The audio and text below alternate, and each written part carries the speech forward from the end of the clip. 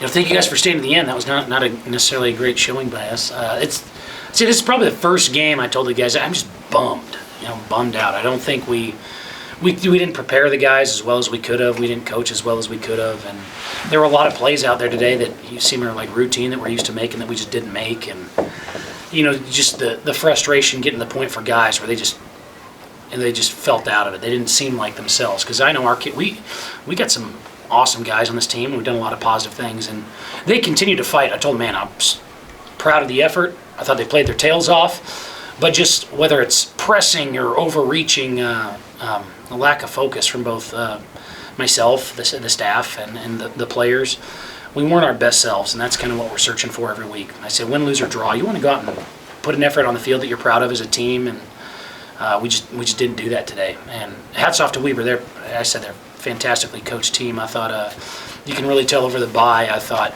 Coach Mennel really did some awesome stuff with Munoz and found some stuff that he was really comfortable with and they could have some success with. Obviously, they did a great job running the ball. I thought they created some different edges for our defense. And on offense, their defense did a lot. They did a great job stemming the fronts late and creating confusion for our offensive line, and did a great job changing up who they were pressing in the secondary. So it was kind of hard to get a beat as a play caller about who would get free releases and the timing of who you would want to go deeper, first or second, etc. So I love the guys on our team. I appreciate all of their effort, but I hope for our sake that we can see the greatness that this team has inside of them and finish the season strong. Cody, you talked about the confusion on the offensive line. Was that because of anything that Weber was doing differently than you had seen previously on tape? It's not differently than they see on tape. It's just some guys, it's the multitude of it. They do it against everybody. They'll stem from even to bare. They'll get an odd and okie mug, and then they'll get an odd and walk backers up on the line of scrimmage on different sides. And then they probably have a more exotic, they'll bring 5 guys from a side that you got to be ready for, and that kind of got us twice today. It's just I think when our guys are thinking and they're worried so much about making a play, it's harder to just remember, hey, what are my fundamentals and what are my keys and what's my technique? And that's on us to continue to coach them and make sure that we can get those guys in the right mindset so they can execute and can be able to execute when stuff seems like it's hitting the fan.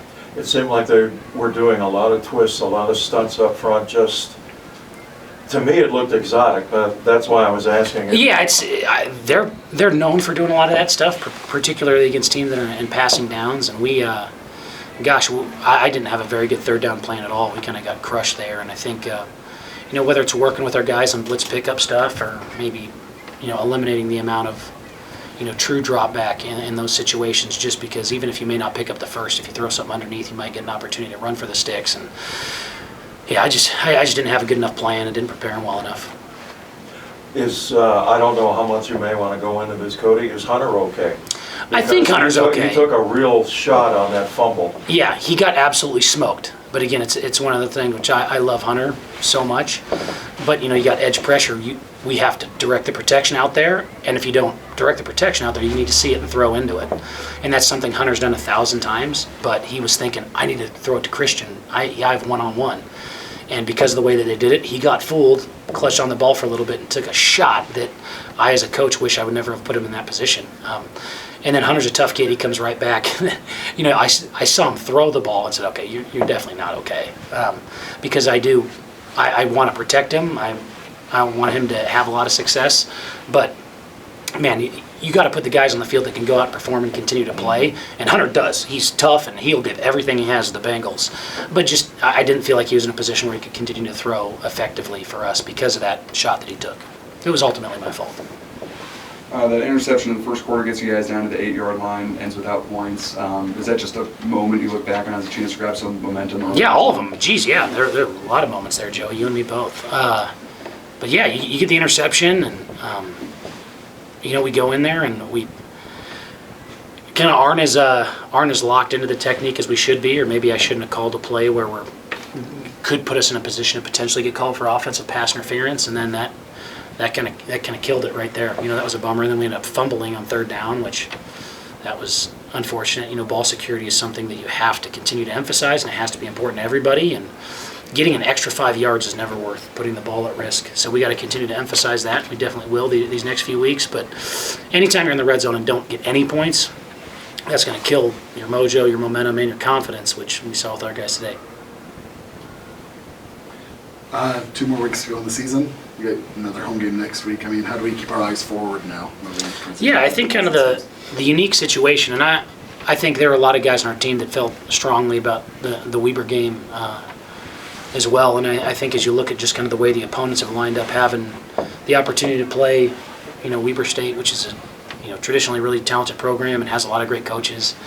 And then I know obviously playing this week, this game is kids are going to get asked a lot more about it just because of my dad. But this game means a lot to me, but not because of who we're playing, because of the opportunity that we have in front of us. And there are a lot of kids on that team that I love dearly, and I want to see them have success, just not that much success against us. Then playing the Vandals, I think as you look at the schedule, one thing that we talked to the seniors about, and I thought Todd Payne's been great with this, but he said, I just want to finish.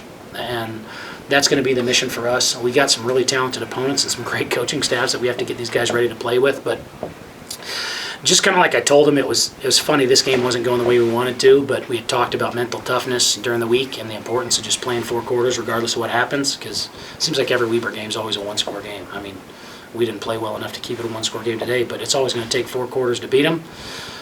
And, it takes 4 quarters in life to get things done, and it takes 4 quarters of the season. And we're in the last quarter of the season, and we really want to finish strong. And whether it's 2 quarters left of football or 2 games left of football or 1 snap left of football, we want to make sure we're giving it everything we can and doing something that we're all going to be proud of and be able to build on going into the off season.